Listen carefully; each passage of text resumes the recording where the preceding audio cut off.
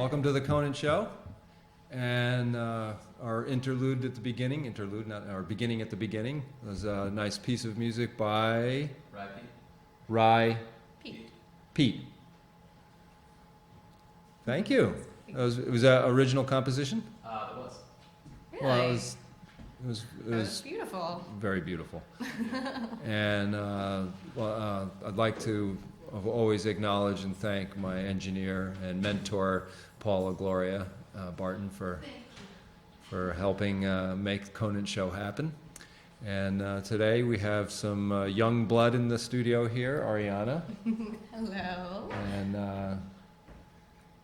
we just, as we're talking at the movie theater last night after the show about the strangeness of our world.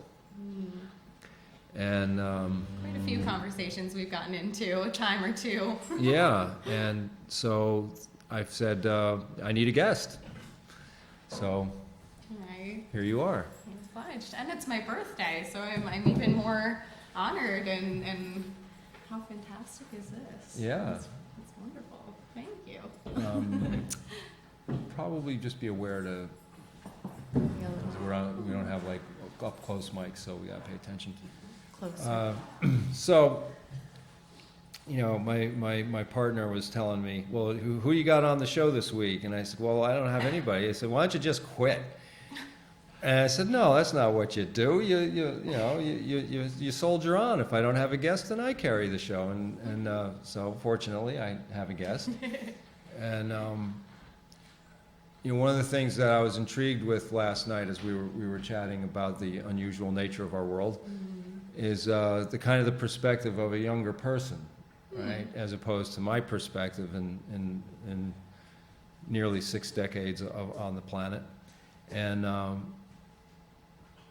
I'm always impressed by thinking young people, and the subject matter we touched upon was a lot of things, really, the aliens and the nature of orgone energy and a variety of other esoteric topics, which really aren't all that esoteric when you come to, when you think about it. And so, where are you at? What was your head at today? You were talking to some young people. Oh, yeah. It had come to, as I was just telling you, there was a serendipitous moment that even Ryan had pointed out, that young people came in and we kind of felt a connection. They said there was a younger couple and they came into my store. I work at Not Fade Away, and I said, like, oh, we felt really good energy when you guys were standing outside, and they're like, we just wanted to come in and talk to you. And we got to talking, and Ryan made a comment to say, like, they seem really in on it.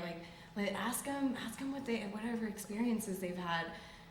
And we got to talking about him, the man of the couple, growing up in Washington, and that he's seen some things that are a little out there they can't quite explain, but he believes in aliens and the existence, and also the synchronistic course of events and transference of energy that we all kind of operate on this flow that everybody picks up on, and that he's seen some things that he can't quite explain. Did he relate a specific story?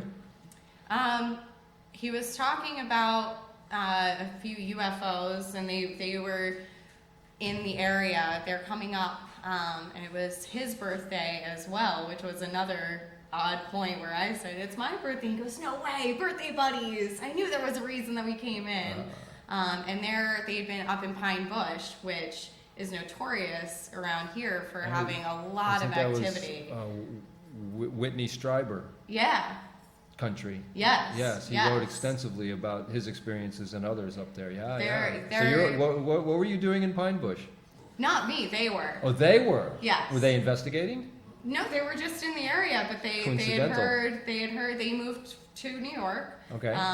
From Washington and being in other parts of the country, and they said, we heard Pine Bush is like the Roswell of New York, that there's all this activity. And I started going on that I had seen up near Big Indian, up in the mountains. I've seen lights and flashes, and even here in town in the parking lot at the station, one of my favorite places. I just a couple weeks ago So, and I was telling you as well, Right.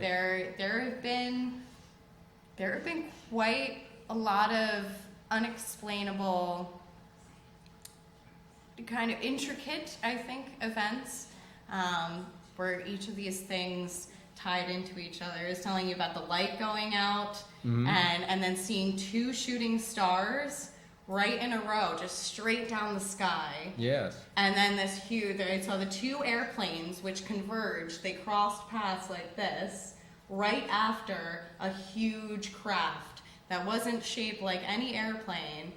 It was black, triangular, with a light formation that was not accustomed to any airplane pattern, right in the parking lot, with a friend of mine who was like, this is very strange. So the triangular craft, when it transited, it went overhead? It went overhead. Was it going slow or fast? Or it was going faster than a plane. Faster than a plane. And it wasn't directly above us. It went across by the skyline, the tree line. Oh, okay.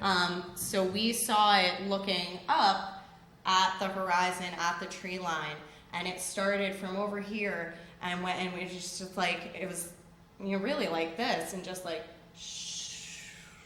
And so it was you a could big tell, object. yeah, you so could it was tell. a big object. And right after that, 2 planes followed the path, and both coming from different directions, and followed it. And just last night, I saw a plane in the sky, and right after it was just one bright, bright light gliding.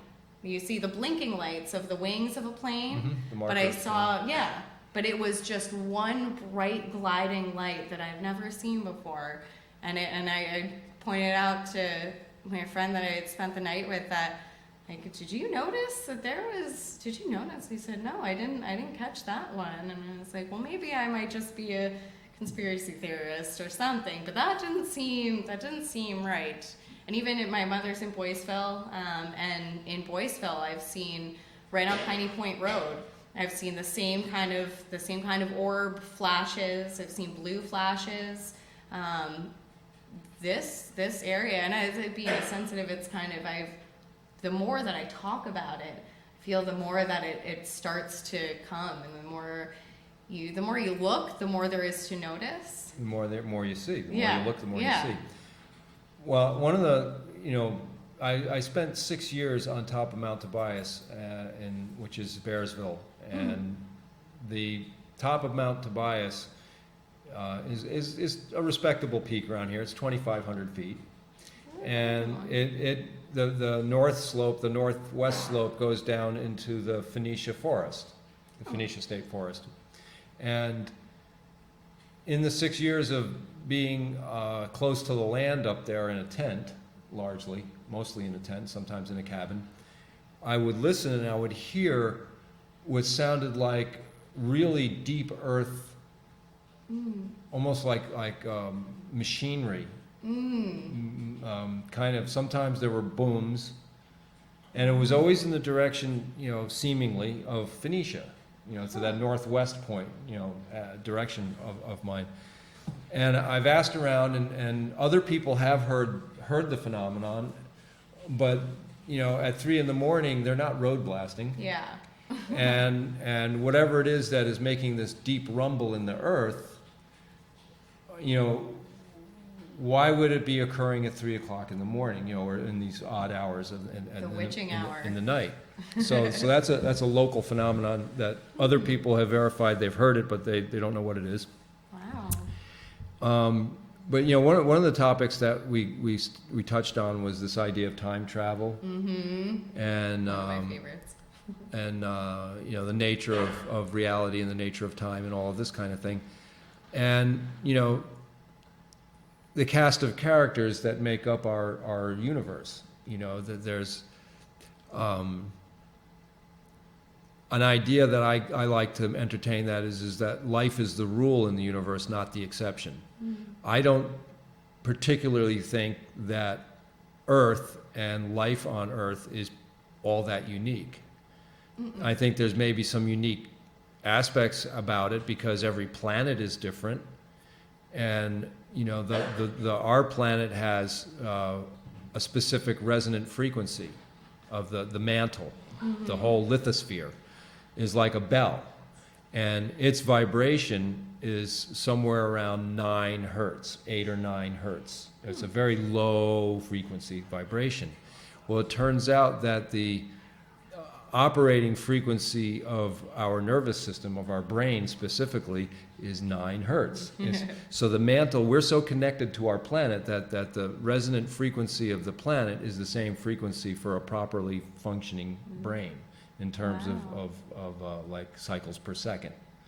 You know, and another interesting one is, see, there's layers of this stuff, right? The pine tree has an electrical field frequency of 18 hertz. So I think our nervous system operates at around 19 hertz. All right, so the brain has a frequency slower than that, about half. About half of that, right? Yeah. So, but the rest of the nervous system is stepped up because it's doing different things. Yeah. I imagine. I'm trying to sort this out. This is the first time I've thought this through. Now, it was a biologist and chemist who was in a recovery program that I had met, and we just, we were outside having, a cigarette and coffee, after the meeting, and we got to talking about this kind of thing. And I had been learning about the Tree of Peace and Native American stuff with my Seneca friends, and he goes, well, that's interesting because the white pine has a very interesting quality, and that is that its electrical field frequency is 18 hertz. A healthy, normal human is 19 hertz, but when you are out of whack, when you're angry or frustrated, upset, then your frequency speeds up. Like Right? combusting energy, So now your nervous system is operating at 19, 20, 21 hertz. Working overtime. Right? And you're sleepless, you're agitated, you're fidgety, whatever. And the native people would put their spine against the trunk of a great white pine tree and sit with that, right? And the scientist was saying, well, there's actually a validity to that, a scientific validity, because what happens is all biological organisms will synchronize. Yeah. And so when you start doing deep breathing and relaxing with your back against that tree, and it goes to that one frequency below our normal, right, is that countering Brings effect. the system a little bit And down. so it's no coincidence that the native people recognize the white pine tree as the tree of peace, because it brings a peacefulness within you. And so that was kind of an interesting thought. It's incredible, the ancient knowledge that seems to have been intrinsically instilled in us, these things that we just knew about our nature and the nature that's around us that we've somehow lost touch with. But there are still the traditions carried on when you take a walk about in the woods and sit down and and as you walk out, you feel the spirit of the forest with you, and blood pressure drops, and tree huggers are right for a reason. Sure. That always blows me away. I never knew that about the actual frequency, though. Another thought is everything is alive, right? In the native thought, right? Everything is alive. The table is alive. The car is alive. Everything has a purpose. Everything has a lifetime. It has a beginning, a middle, and an end. It all has a cycle. And there are certain qualities that, well, where does the mind exist? All right, this is a thought. This is one of my favorite thought experiments, folks. Is where is your mind? And there's a couple of pat answers. Some people say, well, it's in your brain. Oh my God, that is the physical form. The brain. One of my favorite things to think about is the fact that the brain named itself. That we came up with our anatomy and the names for everything, and somehow the brain said, I am a brain. and it named itself. Okay. So where did that consciousness and that mind to be so self-aware come from to know that it is it? I don't know. Humans are pretty funny that way because we also seem to name everything by our own body parts. Mm-hmm. Right? You know, you have a head of lettuce, a head of cabbage, the eye of a potato, right? The head of the bed, the foot of the bed. You know, we seem to name our world after our self, right? The only thing we can relate to. All right, so my thought experiment is if I were to like pinch you, right, and really cause some pain, all right, where do you feel it? Well, first, the sensation would be in the physical spot, but that sensation only exists because it's relayed in the nerve centers, carried, and the message gets traveled. So if I were not to have the nerve impulses, then I would not get the message in my brain and the pain receptors that hurt. Right. So you finally in the analysis you don't feel it at the location. Mm-hmm. You feel it wherever your consciousness is processing data. Right. Located. It's all like, it's like a blueprint map and relating like I like to think of it like a touch screen pad. Okay. Like there's only like you have a touch screen on your laptop or the little finger pad on a laptop, and your finger is pointing on here, but it's relating to the screen on top, and you're just on this little square, but somehow it knows on the screen where you're going and what you're doing and what you're clicking, and that's kind of how I like to think about what we're saying, the receptors and where each point gets picked up on. So then there's the tricky thing about emotions. Where are those felt? It's emotions are a physiological response. That is body, mind, and soul. That you can feel when you feel shame or nervousness, you feel it in your gut. Okay.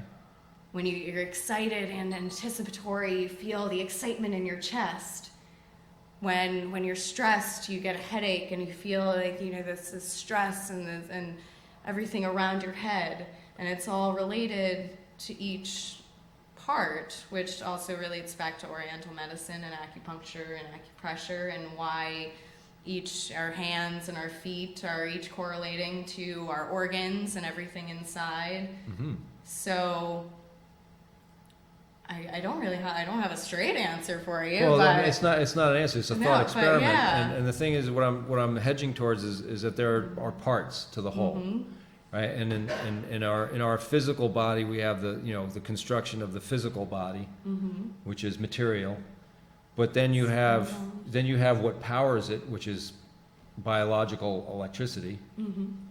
right? Orgone energy, life force energy. Yeah. And that's measurable, but it's not really easily measurable, mm-hmm. because the physical is really very measurable. You can really measure the physical. Like yeah. And then you get into the electrical is you're getting into something that's less measurable, mm-hmm. but then you get into the non-physical parts of us, which is the emotional, the spiritual, the mental construction. And they are constructions. Mm-hmm. And one of the things that, my elders would say is that everything has mind, everything has spirit, everything is alive, mm-hmm. and that it's not limited to brains as a seat of consciousness. And one of the things that I get, the biggest kick I get, is if everybody goes fishing, if you know anything about fishing and going out into the woods and forgetting your bug repellent, gnats, all right, gnats, they're barely larger than a cell cluster themselves, right? But one of the things that you will notice about a gnat, which has probably 4 cells for a brain, is it knows when you're looking at it. Mm-hmm. Because when you look at it, it gets out of the way. Okay, yeah. So it makes eye contact with you. All right. I mean, this gnat is a living creature that's about the size of a pinhead, And it is conscious of you looking at it, and it gets out of the way because it doesn't want to get swatted. It's trying to, catch you off guard so it can, bite you in some vulnerable place, and then its friends will come along. And I always got a kick out of that. Says, all right, well, how can something that small have such awareness, right, on an object that much bigger? I mean, if the scale of things, I'm thousands of times bigger than a gnat, and yet it knows I'm looking at it. So there's something going on, all right, that is beyond the normal thing, Absolutely. right? And then that, which brings me to phenomenon, various phenomena, like missing time. Have you ever experienced any missing time? Not consciously. well. Not in any. Yes. I had an experience a few years ago that I perceive as having died. I have it's a non-normative epilepsy, so if I get really overwhelmed, I'll seize, I'll freeze, fight, flight, or freeze, and that's what I do. And about 3 years ago, it had really started to become prevalent in my life. And it was Christmas Eve, and I started to feel very strange. I said to my boyfriend at the time, I'm not feeling very well, I'm gonna go lay down, which he was used to at the time. And as I sat on the bed, suddenly something just came over me, and with epilepsy, they're called auras. Before a seizure or before something, the brain connects with its own, with your own body's field, and starts to pick up on all these kind of like little jagged edges. And that's what happened. I went out. I had a seizure and laid out on the bed. And I can remember being there, but I was somewhere totally different. I was watching everything from above, and I've had dissociative episodes my entire life where I can pull myself away and watch from kind of a bird's eye perspective. And it wasn't I guess I was there because I wasn't so far away. My consciousness was still there. My boyfriend had come up and tried to wake me up, and I could feel the pressure of him touching me, but he was trying to tickle me and trying to do anything that he could to wake me up, but I could only feel the pressure. Yeah. And that sensation, I saw, and there was no vision. You close your eyes and it's black. It was pink. It was the softest blush, like almost cream, but just the softest baby pink. And I was so far away, and when I came back up, I heard, like I knew that I was slowly kind of drifting into the tunnel, and I heard, as a feeling, without words, but vocalized in my mind, and I think you might know what I mean by that, that whatever I was communicating with, because I was being shown, I really, really was, like I was walking through the tunnel. I was being shown my whole life, the lives of my family, regrets and memories and things that I wish I had done, and the whole message was that it's okay, it's all right, everybody moves on, this is something that happens, every worry that you've ever had doesn't matter.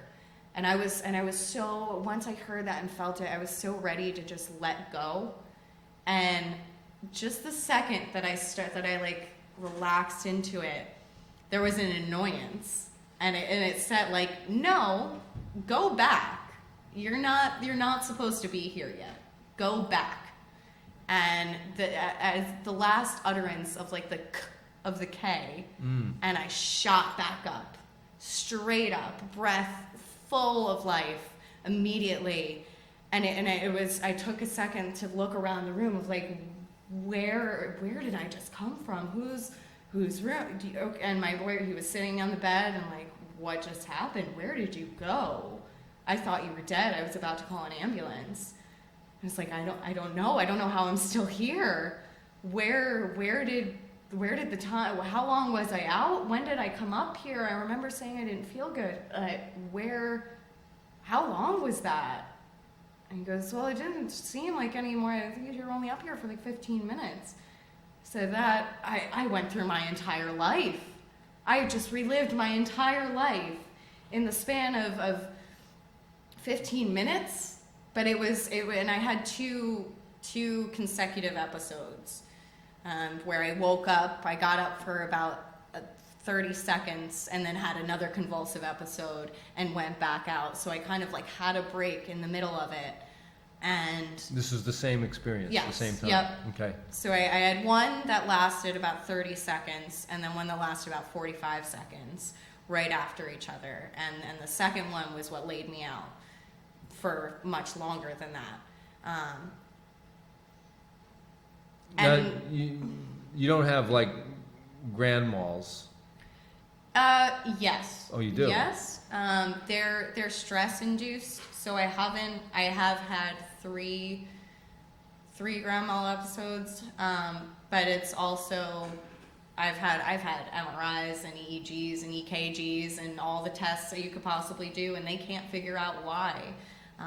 There's epilepsy in my family, my cousin, and nobody could figure out what is going on. And I tried telling them, like, you're not going to get it on a test. You're not going to see it. And I was the one requesting, like, take scans of my brain. Somebody show me where this is coming from and why. If at least you can pick up, like, this surge of electrical current or something, some area in my brain of what's being received and picked up on. But as far as I can figure out, and as long as it's been, it's almost entirely psychosomatic, but I feel it, and it happens with the entirety of my being. Mm-hmm. I feel it in my nerves, in my skin, in my bones. I feel it with a jitter and the energy around me, and I pick up on things all the time. I use my hands very often because that's how I deal with people. That's how I feel their energy, and it's usually when there is such an abundance, and I call them my downloads, mm-hmm.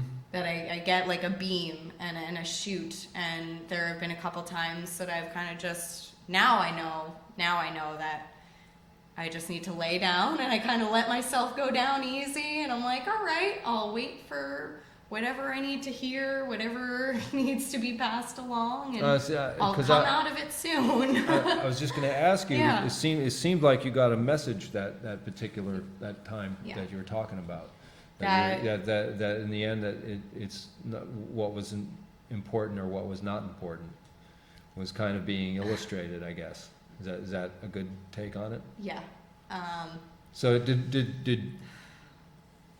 it change you? Or did it change your approach to the world?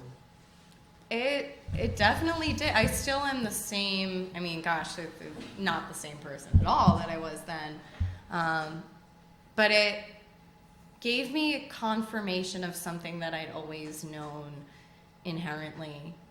I was raised Christian. I was raised religiously by my father. My mother as well is devout. Not orthodox, but she's very firm in her beliefs. So I was always raised, to be in the light of God. But I wasn't always very close with the idea of Christianity. So I embrace all spiritual beliefs, and I've kind of mishmashed them into my own amalgamation of whatever I feel fits. Take what works. Yeah. So that period of my life had been trying, to say the least. I had just left college. I had to drop out. Stress got to me, and there were things going on in all areas of my life. And I was starting to get to my wit's end. which is something that I've struggled with since I was a preteen. I've gotten that close before. Mm-hmm. And knowing that there was peace, it inspired me to write. I have a long piece that I wrote afterwards, which I wrote last year, so that's even 2 years reflecting on it. It helped me learn not to take everything so seriously, but to take it more seriously. Okay. To take pride in what I'm doing with myself, the connections that I make with people. I asked one of my very good friends, my mentor, Layla. She's this eclectic, amazing French gypsy, psychic, unbelievable person, and she's helped me through so many times in my life. And I asked her after that, I said, what do you think the meaning of life is? Because I just had this happen, and I don't know why. I don't know why me. I don't know how I came out of it. I don't even know if what I perceived to happen and to be real was really real, or if it was just in my head. So what do you think life is? And I know that she's done some soul traveling. She's been through a lot, and she's very connected. And I always trust her talking about metaphysical realms. And she said that we as humans want to hold on to the tangible. We want to hold on to the things that we can feel and hold. And we want to hold it for so long because we know that it won't last and we can't take it with us. So the only things that will be passed along when we die, which is only just our mortal coil, just this vessel. Right. The only thing that will be passed along are our memories, and the memories that you give to other people. That's it. The meaning of life is to give and to share and to do the best that you can to have your memory be something you want to last for eternity. And hearing, and I have chills and a flutter in my heart even just thinking and talking about it again. Hearing that said, after seeing everything just and it really is, it does happen like they show in the movies. Like you see like a montage and all the little, you got like the fades in and out and all the colors look a little bit brighter and it really does happen like that. You get it. It's only the most important things. And we stress so much about all these little things that don't matter. And we worry that if you don't get that report finished right on time, or if we don't do this and try to keep up with the Rogersons, that we're not going to make it. We're not going to be successful. But when you're in that moment and you're going beyond. You see your family. You see the dog you had when you were 7. You see your great-grandmother and sitting on her bed having conversations with tea and biscuits, at least for me. Sure. And it showed me that the trivial things are so trivial, and that there is something. There is something that is all around us, always. And it was the warmest hug I've ever felt. It was like being wrapped in a blanket of just like, it's okay. And it was the purest forgiveness as well. Forgiveness for every transgression that I had ever made, that anybody had ever made against me. And since going through that, which is something I've told people, and I've gotten looks of like, oh, sure, or like, oh, what were you, why did that happen? Were you on anything? And I'm like, this just happened. Mm-hmm. I've now embraced that and been able to consciously step into it and remember and remind myself of what that felt like, and I can now converse with it, whatever it is. I looking at the moon at night, sitting outside when you feel so alone. I have talked with the moon and thanked her. And I live right up the road. I don't have a car. I walk to town and work in town. So there have been quite a few nights when I've felt utterly desolate and entirely alone in the universe, and walked along and then looked up at the stars and the moon guiding me on my way and been like, I'm not alone. This God is everywhere, and the essence of life is everywhere. And it's there for us to take. We are programmed. We have the capabilities with our frequencies. We have the capability to tap in and reach that if we are so willing to dive in and do it.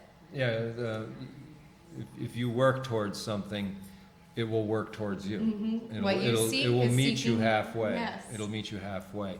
So as a young person, if you were to take a pulse of your peers, right, in terms of where young people are at, awareness-wise, one of the things that I felt, probably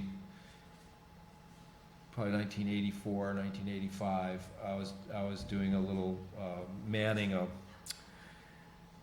what do you call that, a stand in a fair, the Erie County Fair in the Indian Village, right? And I was manning the station there, and this group of younger kids came along, and they were really bright, really smart, really engaged, and we had this really animated conversation. And when they made their way off, to buy trinkets and see the rest of the fair, and I was left with a feeling of hope, that, well, okay, our world is going to be okay.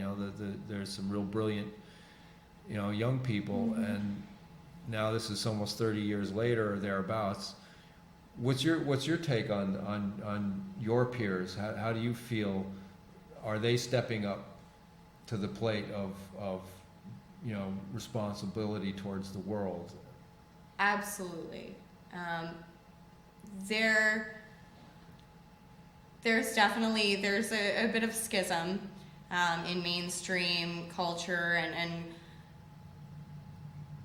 they're kind of the ones that are still stuck, that don't really want to. They want to watch TV, follow popular trends. Not that watching TV is wrong, but that they allow themselves to be desensitized and would rather turn a blind eye and just live their lives and not have to worry about it. But I know right here in our community, Aiden Ferris, Earth Guardians, she just left for Boulder, Colorado. She was in my graduating class at Onteora, and with Rachel Havens, as well as Siggy Menino, Sage. They're an amazing group of young kids. Earth Guardians New York, which is right across from the Playhouse, they have been rallying the youth to get involved with environmental protection, to get involved with the climate change. They went to France for the COP21, the climate change conference, Jutesca Martinez. I'm seeing, there are 5-year-old kids, and it's 22, 23, 25-year-olds, and lower, the high schoolers and middle schoolers. They've got a whole group, and they're all like teaming up and getting really passionate and actually doing things. I've joined them on some garbage pickups. I haven't gotten to be there as often as I wanted to, but and as well as my own friends most of my friends as well are sensitive. We all kind of click together. Birds of a feather. Yeah. But I'm definitely starting to see more of the rise in awareness and compassion and empathy and wanting to change things, seeing the system and the broken pieces, because not all of it is broken, but there are the pieces that need to be mended and repaired, and some things that need to be entirely thrown out and changed altogether. Yeah. And I think my age group, my peers, and our generation, especially, we came, I was born in 94, it's my birthday. We came, this is an especially, I guess, a unique time, because we came from right before the new millennium through new technological advancements, but we weren't quite at, like, internet had been there, computers were ready, there were cell phones, but it was still like every email and internet, and everybody was still getting up on the cusp. And now, in 20 years' time, we have had exponential growth, and that has changed the psyche and the general interaction. And I think, you know, the generations that have come before me have needed to get used to that more. They've needed to take more time to adjust themselves, whereas I came up where it was just easy. It was right on the go. I have a question for you. So, when I was in high school, I think it was either 9th or 10th grade, New York State, required reading was a book by Alvin Toffler called Future Shock. I've not read it. You haven't read it? No. Well, it was required reading in, you know, the 1970s. And it's a fat book, you know, paperback. It's still quite hefty. And I read it with great interest because I'm a bit of a futurist. I always have been. I've always, you know, and my own personal experience with the oddness of our reality. You know, I've often talked about my contact experience when I was little, but I've had subsequent experiences, not quite on the same par, but interesting. But Alvin Toffler's Future Shock was a real eye-opener about what we could expect with the momentum of technology. The premise of the book is technological thrust. Right? So, you know, human beings, you know, this is the standard academic view of human beings in our history, is that for, you know, tens of thousands, maybe even 100,000 years, proto-humans, possibly even millions of years, proto-humans were chipping flint, making tools. These are the things that have survived over, say, the last 3 million years to this day that we can examine, right? And for long stretches of time, these patterns were always the same. They were handed down from generation to generation. This is, you know, how you chip this flint. You know, I did a little flint knapping, you know, experimentally, and it's not as easy as one thinks. You know, the guys on the TV shows, you know, they make it look easy. It's not easy. It's not easy. And one of the things I recently learned is that the very ancient stone cultures around the world tempered their flint, just like you temper steel. I didn't know this. Wow. So and it's a very, if you know anything about pottery, when you're firing your clay, there's very, very specific temperatures for very, very specific types of clay and types of outcome. It'll explode. It could explode in the kiln. Well, no. It's just shatter there's afterwards. I mean, there's damage that can happen, but also there's the kinds of clay, the kinds of results, the kinds of temperatures you use. It's like that, you know. So different temperatures will give you different qualities. Well, it's the same with tempering steel. When I was tempering steel at New York Twist Drill, there would be spring tempering, which is to temper a piece of steel so that if you do bend it, it goes back to it. You're putting a memory into the molecules. The molecules are going to want to go spring back to the shape that you tempered it at, and that's about 600, 700, 800 degrees for about 3 minutes. You know, in molten lead, so that you're dipping your metal bits, your metal pieces. Then there's regular tempering. This is so that the steel is workable, that it doesn't get brittle.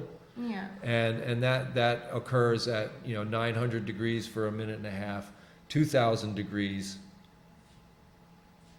for a minute and a half, and then 1100 degrees. And this is molten salt Wow. that I was working with. And you had to be very careful, because when you're working with your metal bits, these were drill bits in these tongs, and if they move, they take on the shape. They'll deform. So you have to be very straight, right? Everything has to be very careful, very straight. And the Stone Age peoples figured out that if a very specific temperature range, and how they determined it and how they qualified it, nobody knows. But it's been replicated, and Wow. they heat the rocks, and they let them cool in a certain manner, just like tempering steel, but different. Mm-hmm. And then the stones, after they have been heat treated, they feel waxy. They have a quality to them. All right, I've seen and that. these very high quality Yeah. arrowheads, the really good arrowheads, always feel a little waxy, because it was an arrowhead that had been chipped from flint that had been heat treated. Wow. Okay, so this has been going on for millions of years, right, or a couple million years, and then the technology shifted to metallurgy. Copper, probably being the easiest one to work. And the copper and the tin and the lead and the other metals, maybe 8, 10, 20,000 years ago. We don't really know. But then this is the standard history, because I have the unstandard history too, right? And as this technology evolved, it was also utilitarian, tools, knives, things to live with, but also weaponry. And then with this metallurgy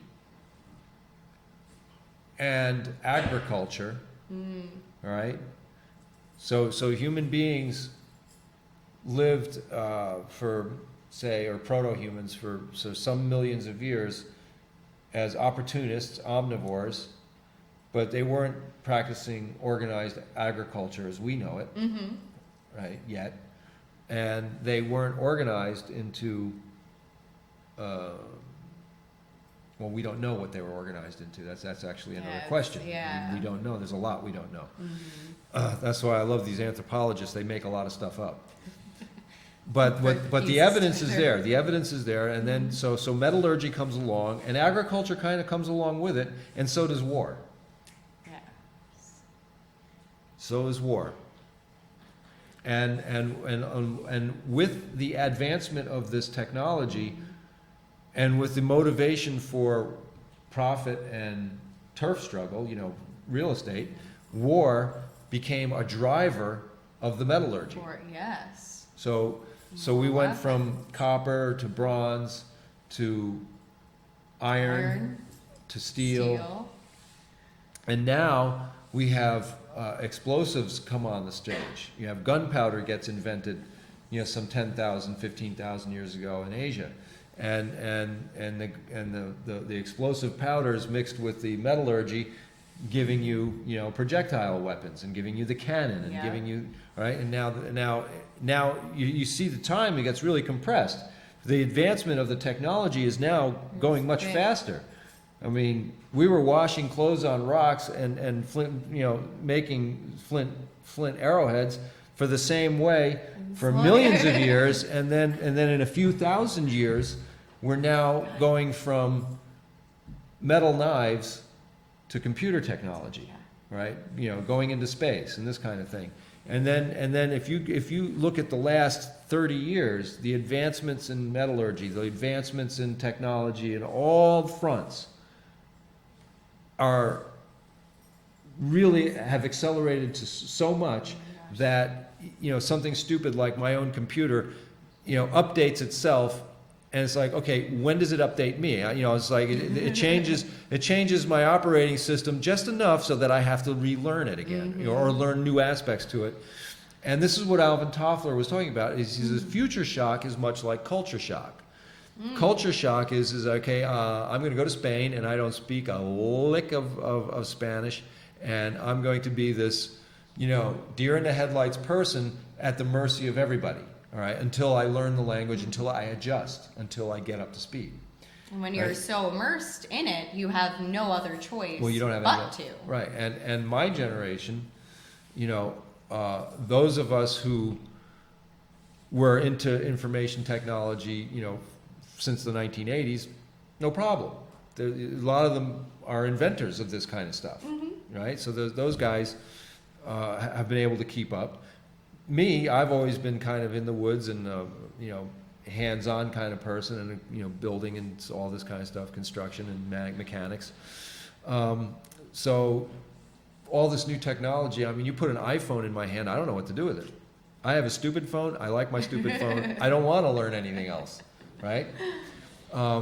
So that's future shock in a nutshell. In a nutshell, it gets to a point where the technology is moving so fast that the learning curve of the living human being is outrun, is outstripped. You can't even, it is advancing so quickly we can't Right? even keep up and, with it. And, you know, as a matter of spirituality, what does this mean for us? What does this mean for us if we get so far beyond our capacity to understand certain things like the ethical nature of stem cell research, the ethical nature of weaponry? You know, is it okay to have drones and preemptively kill people because you think they're thinking terrorist thoughts? I mean, this is the advancements that are going on. Mind mapping. Yes. And a good friend of mine, another TV producer here, Steve Romine, and his direct experience with the frequency pollution of smart meters and the health effects. We were talking about that And yesterday. if it wasn't the fact that he literally took a smart meter out and replaced it with an analog, and all of these health problems went away in short order. That's amazing. You know, he was not a believer of any of this stuff. And this is the nature that I always like to look at, is the invisible. These are the things that we can't see, or you know, we can feel them sometimes because our feelings are non-physical. So it's your non-physical equipment that has to interpret the non-physical perturbations. You know, And then we try to make sense out of this non-tangible form that we try to relate into when it doesn't always. And that's one of the things that I wrestle with quite a bit, is, you know, these non-tangible forms of them is something that's critical to our survival, and that's love, right? As a quality. It's a non-physical thing, right? You can't really measure it, can't see it, can't taste it, but here it is. And, you know, it's like war is the driver of this kind of a violent technology, right? That moves faster and faster and faster. Faster towards what? Brick wall, perhaps, metaphorically. Yes. Right? But then love, this sort of the antithesis, you know, is everywhere. Yes. Like you were saying, you know, with the plants, the animals, and all drives this. us to creation, drives us to connection. Love is the driver of everything good. Progression. We can progress, and, you know, whether positive, negative, if you want to judge that into good or bad. Yeah. But love is the positive force, or inversely, what would be the negative ion and positive ions would adversely affect us. So fear or love, and any greed, lust, all the 7 deadly sins are born out of fear and lack. But with love, there is all abundance, and that's all that there is. Yeah, that's a good message. That's a really good thought, and that's a keeper. That one there. So we're winding down. We got about 2 minutes left, and 4 minutes. Oh, for me. And you know, we didn't even get to see. That was a quick hour. That did. It went by much faster than I expected. Yeah. But I think the first time you told me about your experience was after the movie, and we were standing out in the counter for 45 minutes while you're getting ready to close up shop, and so that went by just as fast. Yeah, there was a parting thought. Right. So a little bit about yourself. Where are you working in town? Because I always like to plug Woodstock. This is Woodstock Yes. Access TV, and folks out there, if you like at Woodstock Access TV, let your town board know that it needs to be supported with some new equipment and repairs, and I always like to plug that too. So we're very grateful here for this public access opportunity. So yeah, where do you work? I work at Not Fade Away. Lindsay Elston, we're on the corner of Deming. Okay. We used to be in Joyous Lake, for anybody who knows that. We sold the building last year. It's been almost a year in the new location, but we're right on the other side of the street, right on the other corner. Oh, okay. And I've had people call me from the sidewalk or standing on the porch of the old building of the lake, and I've seen them out the window call me and be like, "Where are you? Where did you go?" And I'm like, "Turn around. Just look, I see you in the window. I see you. We're still here. We wouldn't leave you." So we've got it's a head shop, if you want to call it that. We've got tie-dyes and pipes and fun things and colors and fun stuff. It's me in my element. Yeah, and you get to talk to the people. That's my favorite thing. Yeah. That's my favorite thing. Getting to know not only the locals who I get to see, my regulars, and being part of the community. And it's also not just a retail store, but also a needs-based store. We've got papers and things and all the little things that people come in, incense, etc. So I get to meet the tourists and the travelers and the locals and the semi-regulars and just through, it's actually something I've been thinking about a lot recently, is each of our individual roles in the community, whether it's the woman that you see every week when you go to the bank, and you get, for me it's Deb at Ulster Savings, and Christy and Kristen and Alyssa. We each get to know each other. You get to know, and that's that person. Oh, I hope they're well. You send a Christmas basket, and somehow all these little tendrils and connections make this spider web that is a community, and you get to know all these people that make your life what it is, and you make their life what it is for them. Sure. And you may only be just a face in the background of a picture, but that image lives on forever. I was just looking at a picture from about 5 years ago, a trip that I took to DC with my aunt and my little brother. 1 minute. You gotta wind up soon. And we were at Lincoln Memorial, and we're standing on the steps, and we just smile, take the picture, get ready. And you look at the picture, there are about 50 other people doing the exact same thing. And it leads to all of those little connections, just in your home, your family, your friends, your school, all the way out, the town, your county, state, every single branch is just a wider and wider family. And when you have a picture from a trip that you took or something, and you see people in the background, that picture is up on your mantle. You've got that person in your life just by being there at the same time. Yeah. And they probably have a picture of you, or somebody somewhere on the other side of the world has a picture of you on their mantle. It is a small world. So, signing off. Thank you for watching Conant Show, and thank you, Paula, for engineering. And so we'll hope to see you again next week. Thank you, George. All right, thank you, Pleasure Arianna. always.